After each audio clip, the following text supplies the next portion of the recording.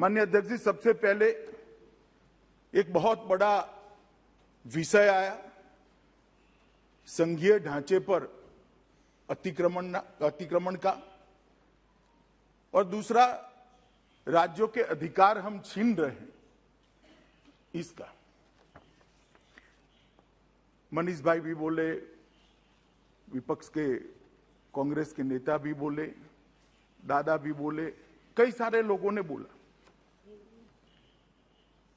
मैं सबसे पहले इस गृह के सामने इस विषय को स्पष्ट करना चाहूंगा कि ये विधेयक जो मैं लेकर आया हूं, माननीय अध्यक्ष जी, संविधान के अनुच्छेद 239A के प्रदत्त संसद की शक्तियों के अनुरूप में लेकर आया हूं। अगर किसी को पढ़ना है तो मैं पढ़ भी सकता हूं, मैं संविधान को भी लेकर आया हूं कि पुनर्स्थापित करते वक्त भी ये मुद्दे उठाए गए थे, उस मुद्दों का जवाब भी दिया गया, मगर फिर से आज ये मुद्दे उठाए गए।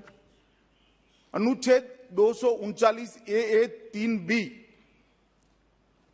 के अनुसार संसद को दिल्ली संघ राज्य क्षेत्र या इसके किसी भी भाग के बारे में उससे संबंधित किसी भी विषय पर, ध्यान से सुनिएगा, किसी भी विषय पर कानून बनाने का अधिकार प्राप्त है। यहां एक अलग प्रकार से बात की जाए, राज्यों के अधिकार, राज्यों के अधिकार, राज्यों के अधिकार। केजरीवाल साहब भी इसकी दुहाई देते हैं, राज्यों के अधिकार, राज्यों के अधिकार।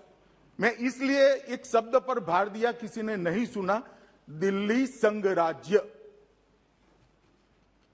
ऐसा विधेयक मैं महाराष्ट्र में नहीं ला सकता,